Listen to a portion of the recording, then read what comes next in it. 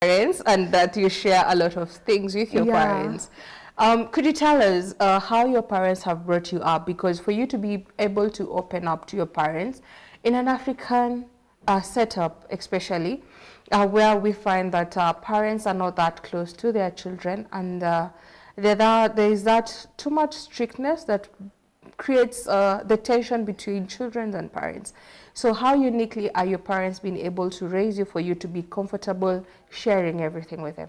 Okay, I think this how I feel about my parents, the feeling developed gradually. Like when I was young, my dad was never around, so I was majorly with my mom.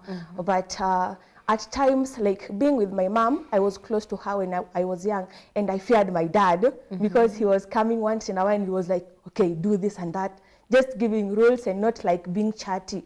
But growing up, my dad came home later on, and from what I see, he's chatty. By the way, we can tell lots of stories. When I'm with my dad, we can talk about my mom. When I'm with my mom, we can talk about my dad, you see. So when I'm always with them at home, I feel like I can talk to them. But growing up as an adult, some secrets now come by where I don't tell them everything, especially those things we do as Gen Zs. Although we cannot talk about that. In fact, my mom can ask you, what do you think about, maybe let's talk of, maybe I'm talking of maybe a boyfriend or something.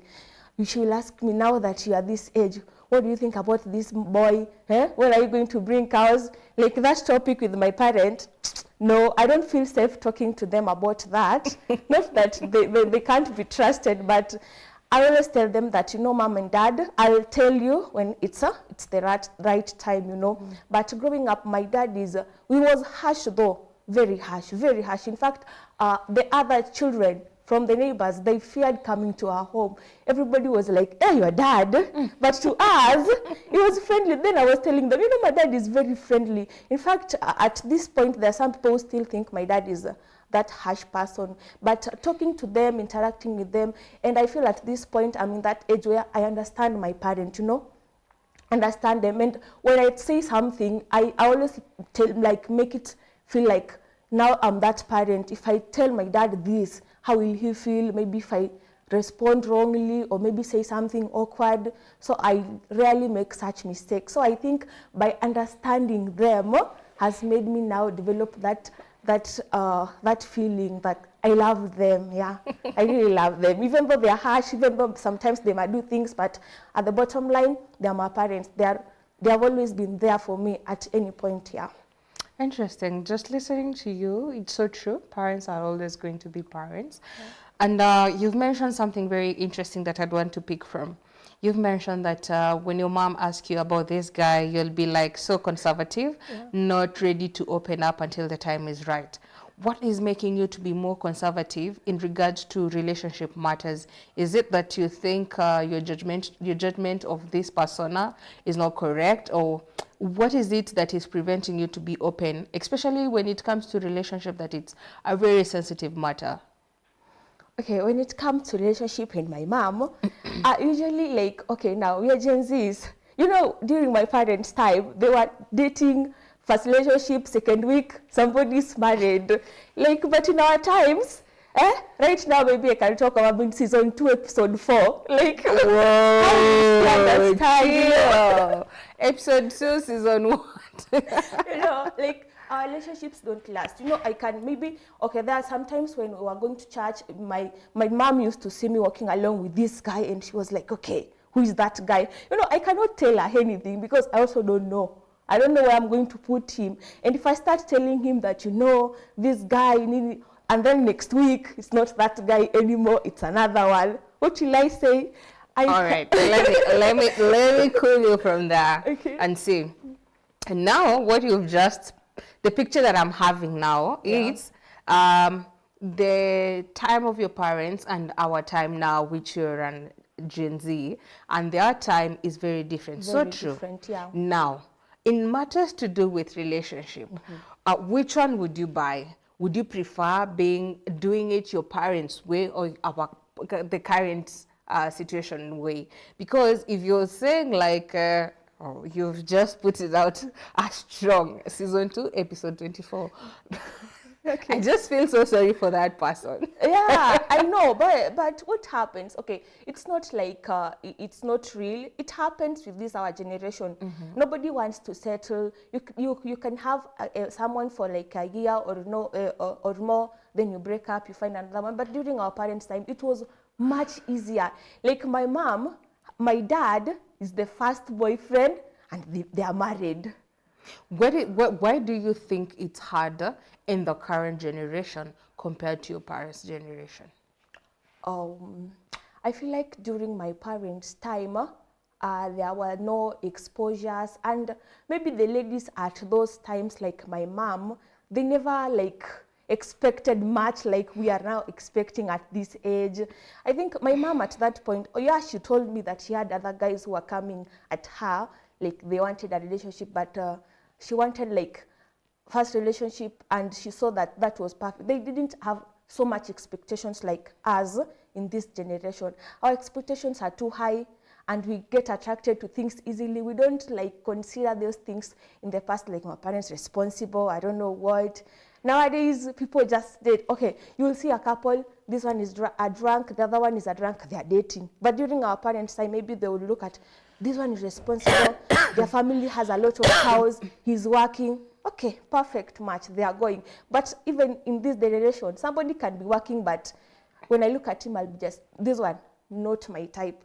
Maybe you're looking at the beards, I don't know, I want a tall man. So it's different. And you know, discussing that topic with my mom, she never understands me, you know. You'll be like telling her, hey mom, that one, no. Fupi round, not my type. And then she will be like, that guy is very responsible. You saw his dad. Huh? He's learning the national school and what. No, we are not looking at, we are not, our points of views are now are changed now. During their time, it was different. During our time, very different. So discussing this topic with my parents, we've never agreed at one point and come that now this is it. No. Let me views ask are you a very question different. Yeah. in regards to the same. You've just mentioned, because there's this one African saying that they say, well, what a wise man can see seated, even a child cannot see standing. You know, that person can see very far. Yeah. In regards to what you're talking about. So if your parent is like telling you that he's seeing this person as a very responsible person, very mature, someone who can make a best husband for you. I'm looking at it from a perspective of a parent, that she knows what is best for you long term, not short term. Yeah. But you're not seeing the long term. Yeah. You are looking into the short term. Yeah. And, you know, marriage is not short term. You know, relationships are not, especially unless you're telling me you're not ready to settle down, you're just here to have fun. That's a different ball game altogether. So at this current state of your age, what would you say in regards to the same? Are you like ready to settle down, or are you still like too young? Let me just pursue my career and see what life has in store for me. Actually, at this point in our age, me alone say that now, okay, at some point I always feel like at some point later on in future, I need to like settle down, get a family, but not right now, not a priority. So we cannot maybe agree with my mom, who will think that, you know, if, okay, in fact, as at now, she would tell me, you know, if you get someone maybe from campus, you can start life pole, you move up. That is how we started your father. Then I'll be like, you cannot understand me. We are not of the same age. You don't understand this. So I think the society, in fact, has made things very different. And okay, relationships are very cruel nowadays, and they're not smooth like they used to be in the past. And nowadays, the relationships are very, very cruel. I think that's why most of us are now majoring on focusing on themselves. You're living for you. Yeah, we are now living for us. What you're saying is that your generation has become very selfish. Yeah, the people are very selfish. Okay, if you look at the relationships that are moving on, the ones that are going on perfectly, there are those ones that maybe one in a million, maybe 1/10 or of a fraction in maybe if you compare. But if I look at it from maybe mine, my friends, and what I see, I don't think it's working like it used to work in our parents' time. Yeah. Interesting. Moving on, because this one we'll never agree on. Yeah.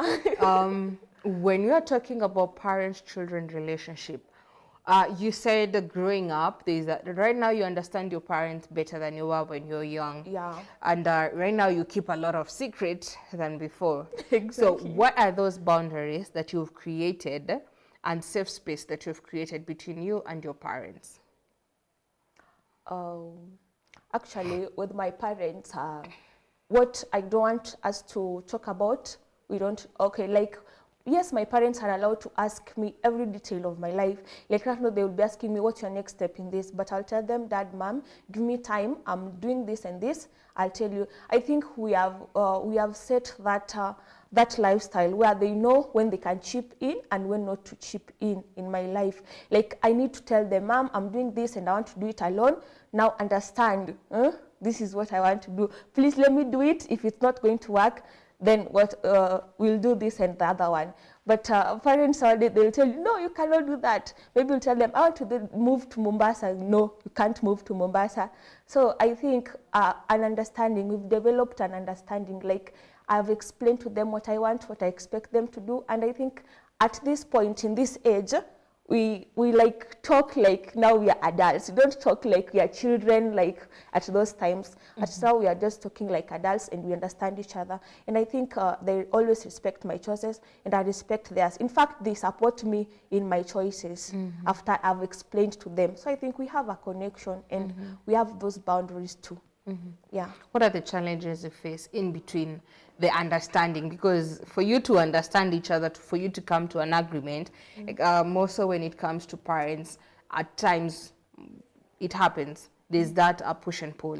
So what are those challenges that you do face, especially when they feel like they need you to help you, they need to help you or support you in this, and you're like so rigid and saying like, no, I don't need your help at this moment. I just want to do it, or rather explore it by myself.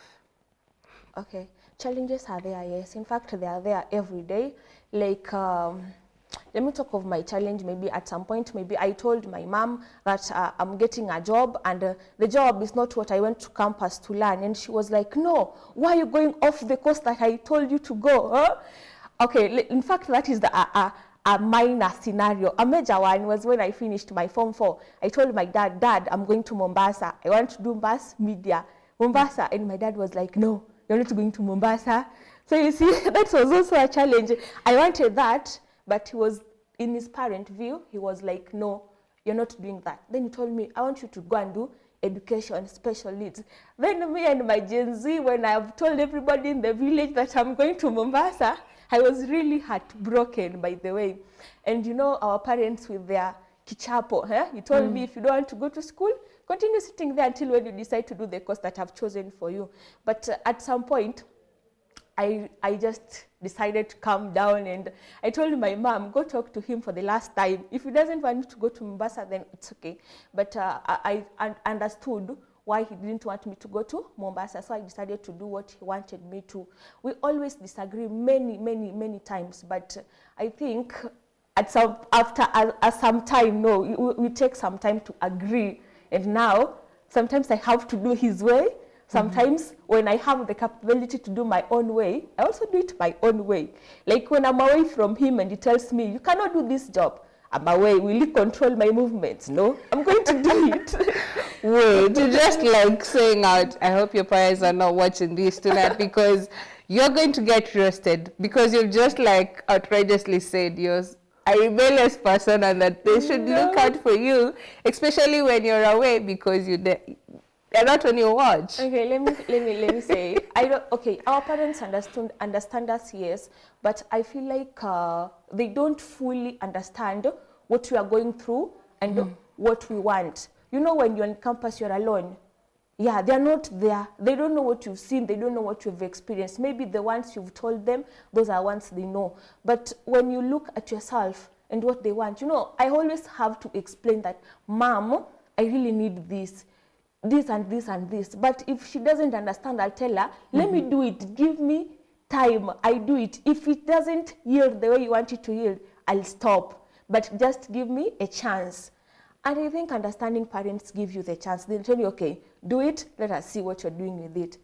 Yeah, I think they understand. The parents do understand when you really explain yourself to them. They need concrete evidence that you can do that. They'll understand and then they'll help you. How long does it take for you to explain the Oh concrete my God. evidence?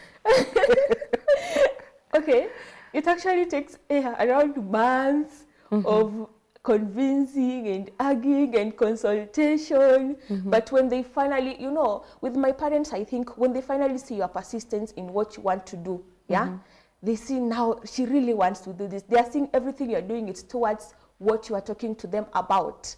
I think that's when they make their move and say, let's give her a chance to do what she wants to do. Yeah. Interesting. I want us to take a break. Okay. And then when you come back, we'll continue with this conversation and also maybe look to one or two questions that the viewers have posted. Viewers, I hope you're learning as much as I am about how to interact with your parents. Please share with us your comments, your sentiments, your questions across all our social media networks. That's GBS TV Africa. Our SMS line is 2144. We'll be back shortly.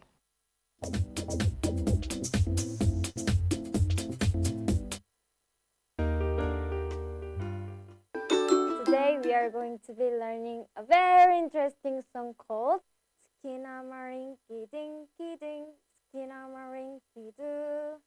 I love you. First, I will teach you slowly, then follow me. Skinamarinky Dinky Ding, Skinamarinky Doo. I love you. Let's do one more. Skinamarinky Dinky Ding, Skinamarinky Doo. I love you. And Skinamarinky Dinky Ding, Skinamarinky Doo. I love you.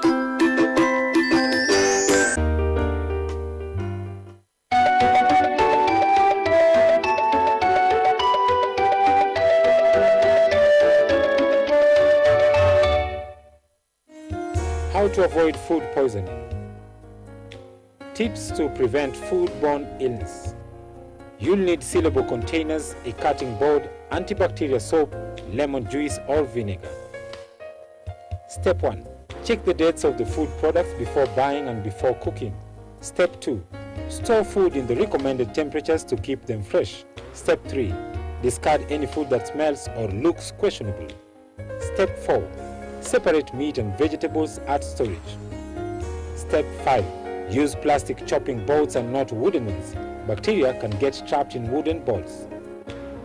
Step 6. Wash your hands thoroughly with antibacterial soap before handling food or after handling meat. Step 7. Refrigerate leftovers within 2 hours of cooking.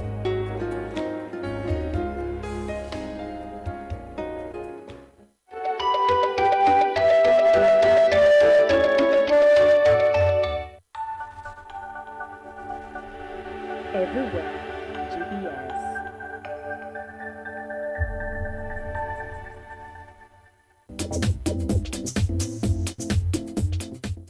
Welcome back, viewer, to Chungu to Jamii. Today we are talking about parent-children relationship.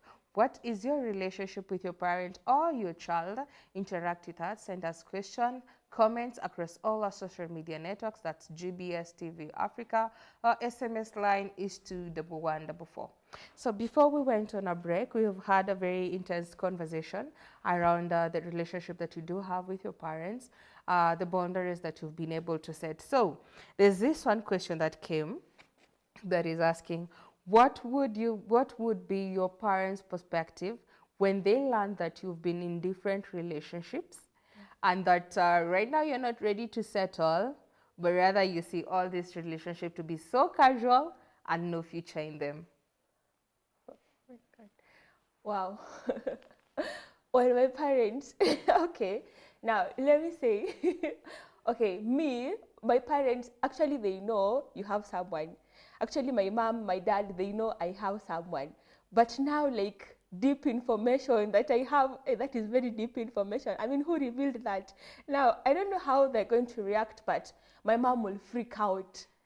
Like, she will not believe it's me because the picture I portray at the house, is not that one of that relationship kind of. So, okay, how my parents will react, especially my mom, I think she's going to like be religious about this.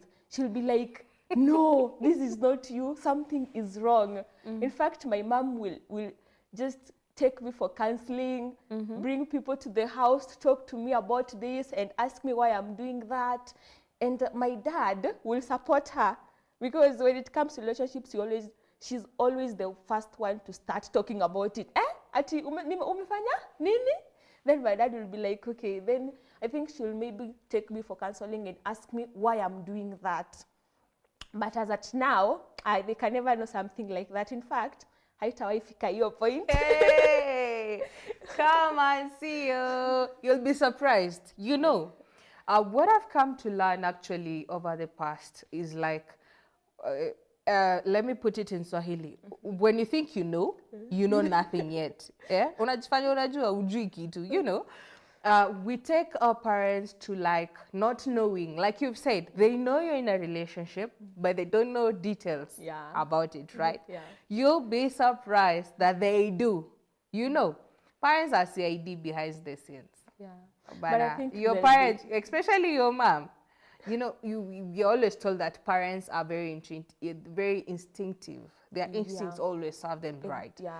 So don't be shocked when you're in a breakup, ama when you're depressed. Like, she knows. I don't care, Wambia, it's all about books. No, she knows this one has nothing to do with books. You're just like... But anyway, moving on, I'd want to meet your mom and get to hear her perspective. And you've mentioned something very interesting, that should be very religious about it. So what is your relationship with your parents when it comes to matters to do with religion? Do you partake of the same belief? And are you so like attached to the religion as they are? Okay, I partake of the same belief, but I'm not like attached like my mom. My mom is so very attached. In fact, in every advice she'll give you, she'll link it to a Bible verse. She'll be like, yeah, when it comes to that, you know, there are some things like your parent can look at you, especially you're talking about the relationship. You know, that is a very serious thing. Of course it is. So she can't just advise you. Like, you know, my mom is somebody who, she'll hear about it, she'll calm down. She'll not like come at you at that moment. She'll hear about it maybe a week. She heard about it a week earlier. She's kept quiet. She's seeing you, watching what you're doing, keeping quiet about it. Then she'll be like, she'll call you, come. Huh? There she's prepared with every details of what she wants to tell you, and she'll now attack you one after the other and advising you and telling you, oh, this is this and this. You should learn something from her. I mean, that's a free counselor that you're having there that you don't have to pay for. Someone who is very detailed and very concerned about your relationships and your well-beings. So moving on, what are your parents expecting from you? And you know that hapo unajidanganya. Don't expect anything. This one I'm not going to give nothing. The lamest one. Aki, mom, don't feel disappointed. My mom is expecting me to do a wedding. Seriously. Your parents in Dubai. This is the news that you're having today. I mean, that's something that happens once. I know, but not everyone wants that. I was telling her. How do you want to do it? Yeah, I was telling my mom, I prefer maybe a small ceremony with a few relatives in the house, maybe a traditional ceremony. Yeah, but not a church wedding the way she's dreaming. I don't know, a white gown, calling people. I don't feel like, okay, venye naona, sioni nikifika hapo, you see? I don't see myself doing that, but she really expects that at this point. She's like, when we attend any wedding, she'll push me. You see? This is what I want. So normally I don't even attend weddings with her. And I feel sorry for her. But deep down, I feel like I should do this for her. But then it's about me, it's not about her. So normally, yeah, we define that. Another thing? Another thing, there is no other thing, because my parents expect me to have a job, Yeah, they expect me to lead a good life, to don't attend sherehe and all that.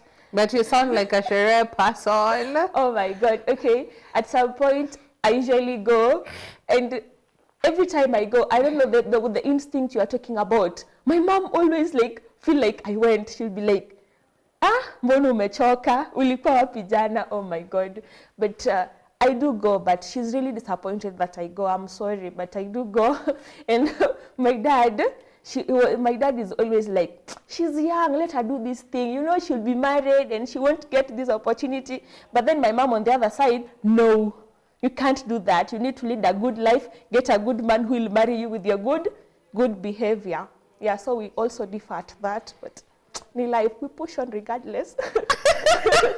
That's an ouch to her and to you as well, because now I can feel your mom, because for her, she's a parent who is like so into morals and character that should be very, very virtuous, which is so good, especially when it's come from your mom, and molding you into that direction makes you a virtuous woman in the society. So at what you have now mentioned and how you're not, my question would be, your mother wants a wedding. Yeah.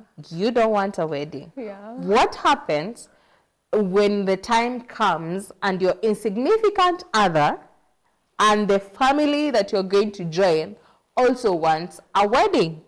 Oh my God. Is that, to me now the question that I'm trying to pose is a wedding a deal breaker or a negotiable or a non-negotiable? Okay.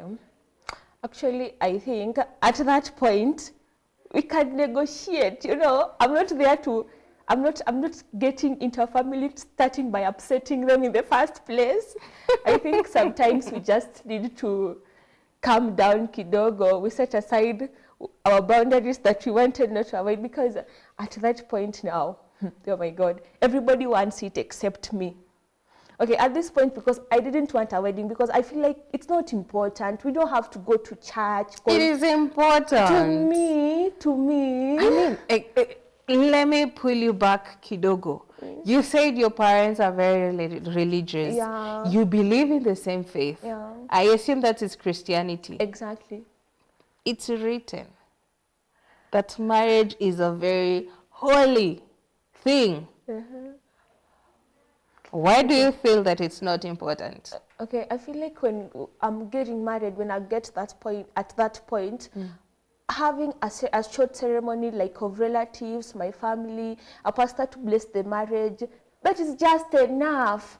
Why do you don't want a big event? Exactly, I don't need the white gown and all that stuff. Like, I need like a small family, my parents, a pastor to pray over it, and that's it. And maybe you can go to court and finalize things, and we don't have to have something very huge and I'm doing it for me. I'm not doing it for other people. That's an economist talking. So maybe to ask you, I could be like joking or picking something from it, but why would you feel like that? And would you relate it? Is it trauma related? Have you ever been exposed to any trauma growing up for you to feel like, no, this one, no? No, I've never had like any trauma. In fact, at some point in the past, I was thinking, because I'm seeing people who are married getting divorced and all that, and the way marriages are getting destroyed. But thinking about it myself, like now, if I'm here, I want a wedding, I'm like, no. I just need a ceremony, but not the bigger outlook, like everybody is thinking about it. I need a ceremony, yes, because I can't just go to marriage like that without village people knowing that I'm gone. No, I need a ceremony, but I feel like it doesn't have to be a big one, just a small one with only my relatives and other small people. That's enough for me, yeah. Growing up now, away from marriage setup and everything, you mentioned that your father was, at your early ages, your father was not like constantly around, maybe for a reason or the other, but later on he came. Yeah. So, and you also mentioned that people, your neighbors were so afraid. The children your age were so afraid of your dad. Yeah. And you also felt at that time he was so over dictator, just giving out rules, Yeah. and not being there, not being a chatty person. Did this affect you growing up, or did you were you able to adjust to it? Did it, when I'm talking about affecting, I'm also regarding to the trauma part that I talked about. Have you ever faced any trauma growing up until to this stage that you can say this one has really affected me, and how you've been able to overcome it? I think growing up, let me start at it at the point when I was young, when my dad was just never around and coming once in a while. I think we felt that gap, you know. Everybody was like, my dad, and now you're telling them, oh, my dad is not going to be around till, yeah, it's kind of sad. But my dad used to make it up for us. Like when he could come home, he will take us out, buy things, you know, do what. And those small things at that point when you were children, they meant something. So we felt that gap. In fact, people feared coming to our home because my dad was like, I want you to read.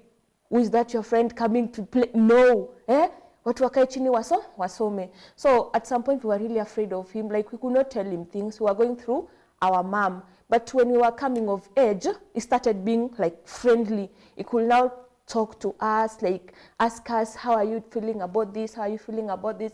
But when you were young, schools will close, lakini report form, unafikiria dada narudi siku amefunga shule.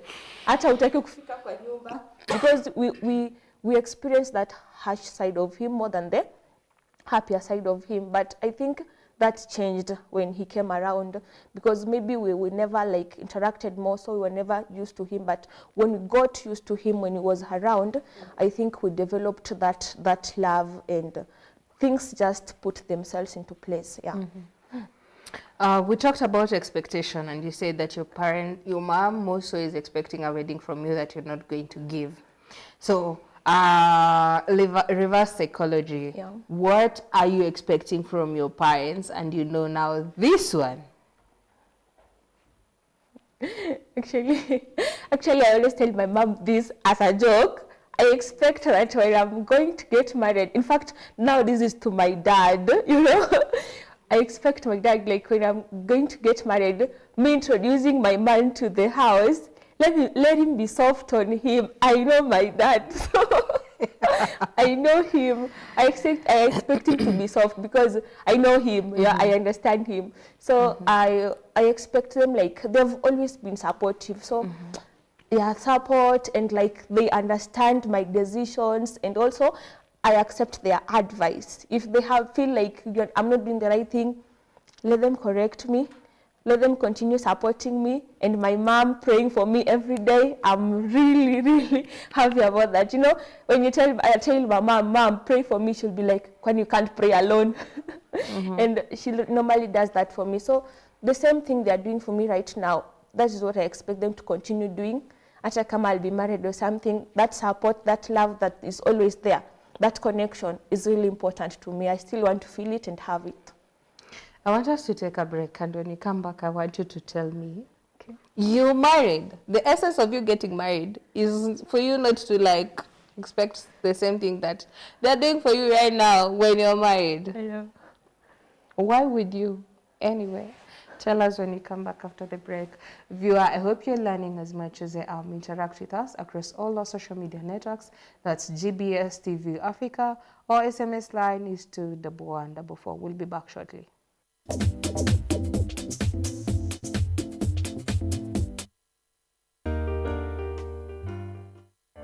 Hello everyone, I'm so much thankful to have this precious time to actually share with you the Word of God. When I was growing up and when I was attending church, my former church, I was taught that, you know, although I'm saved, but as I, when I commit sin, I become a sinner.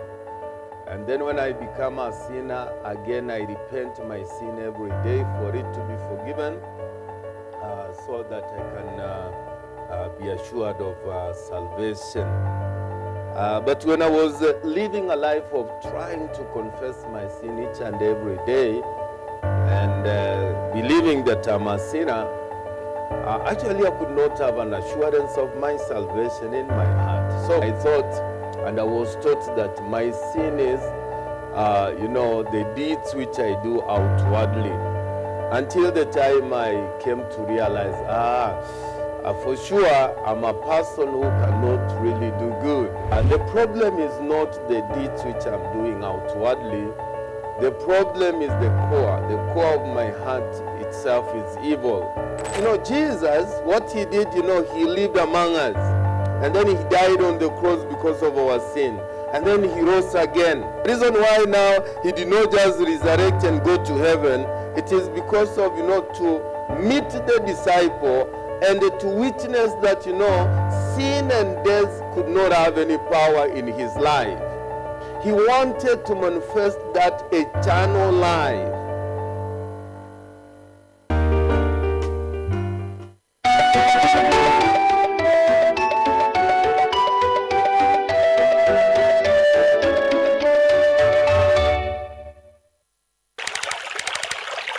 Water remains to be the world's most precious commodity, but is the most misused. In times of drought, saving water is the only solution to making sure you have it. Don't use the shower when water is scarce. Instead, use the basin while bathing. Repair all leaking taps and pipes. Wash your car only whenever necessary. If not, use a piece of cloth to wipe it clean. Do not use the hose pipe to water your garden. Instead, use the water you clean your vegetable with to water your flowers.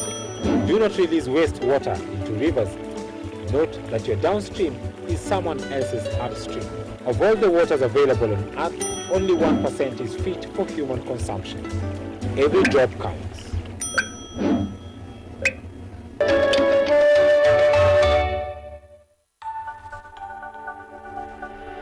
Everywhere. GBS.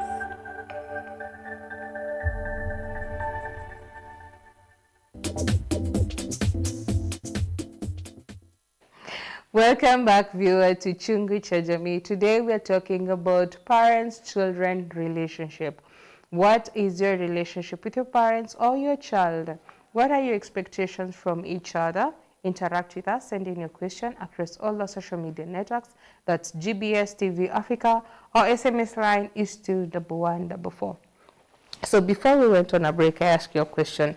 You said you're expecting your parents to play cool when you introduce your person at home when you're getting married. Yeah. And also for them to continue doing what they were doing before you got married. I mean, they're like literally handing you over your responsibilities to your husband. Why would you expect your parents to continue on with their responsibilities that they were doing for you before you got married, after you've gotten married?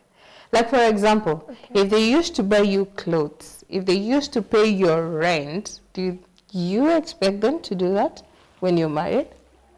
Okay, if you're talking about it from that point of view, things like clothing and rent, I think that one will stop.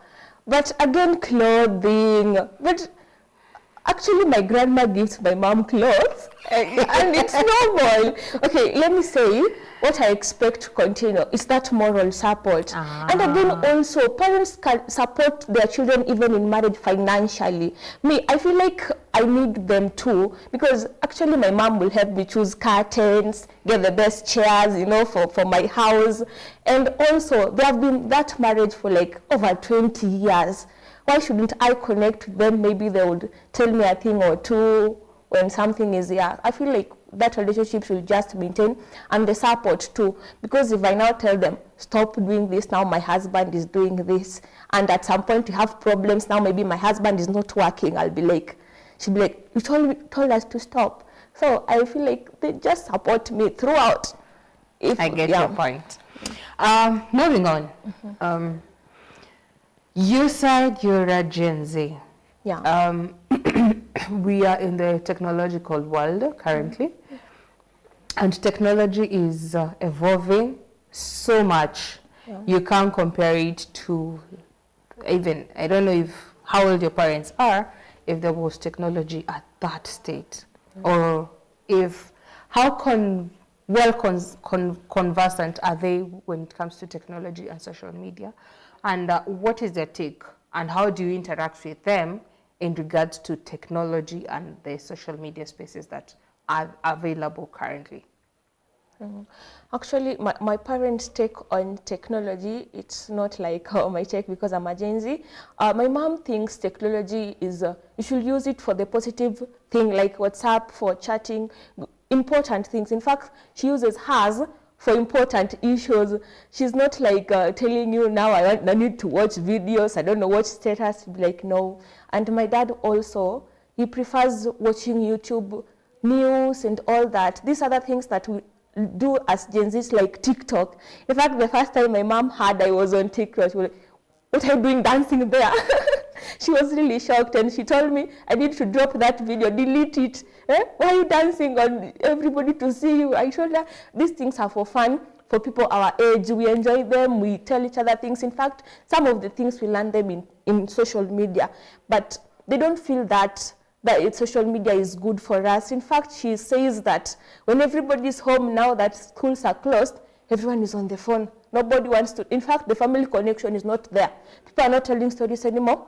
This one is chatting on the phone, the other one on the phone, and I think they're against that.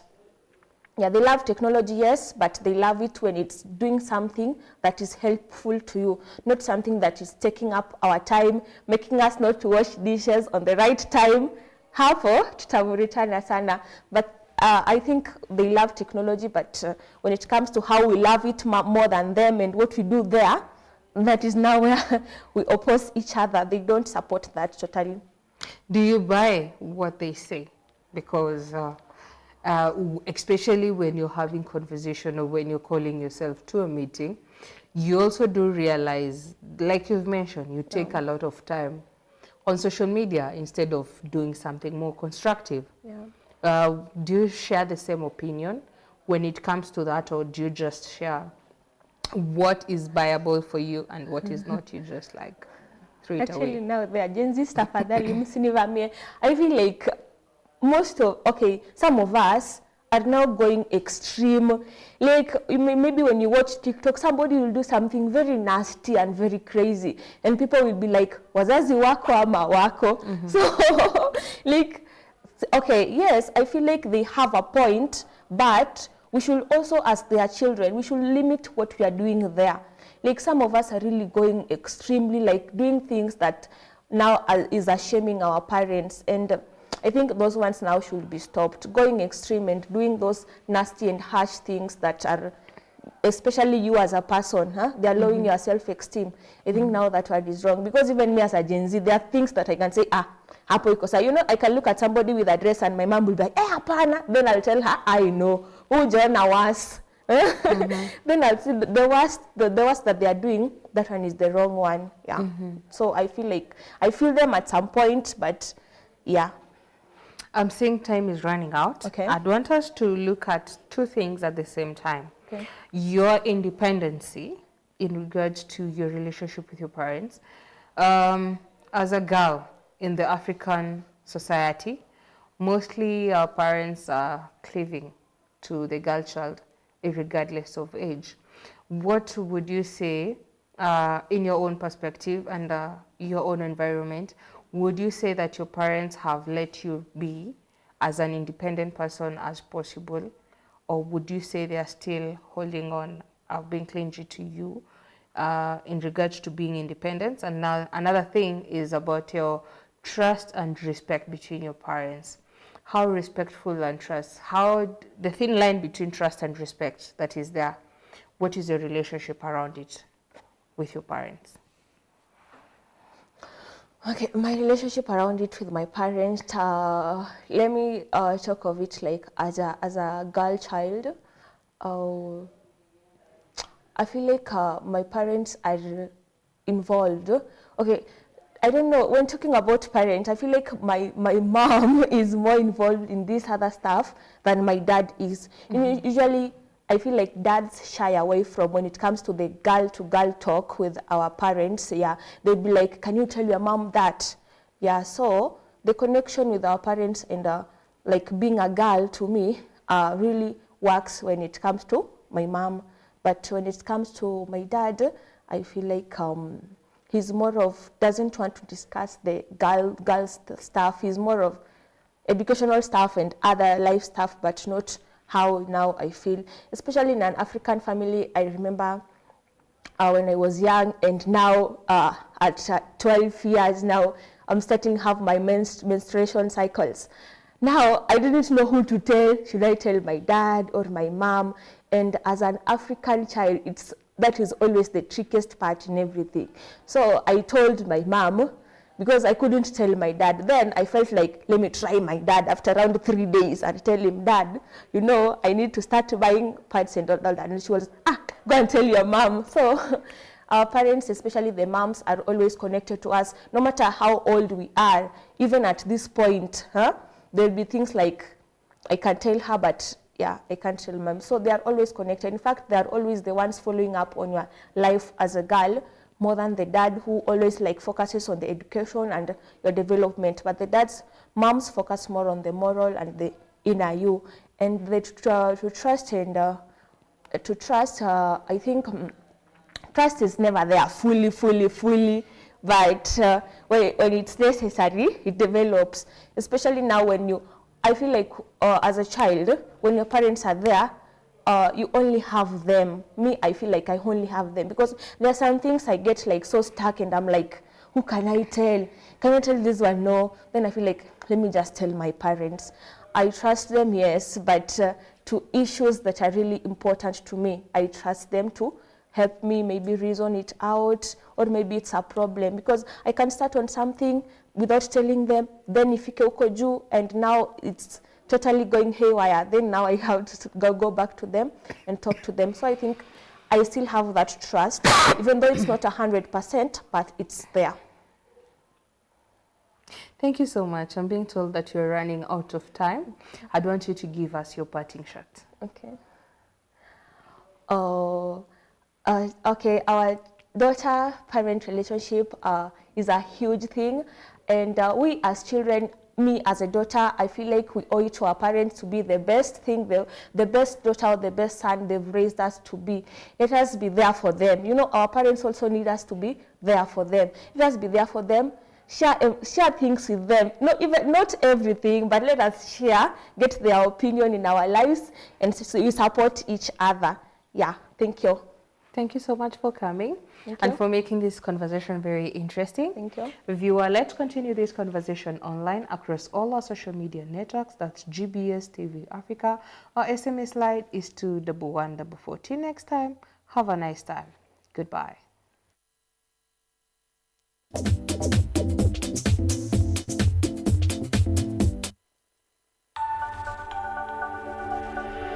Everywhere.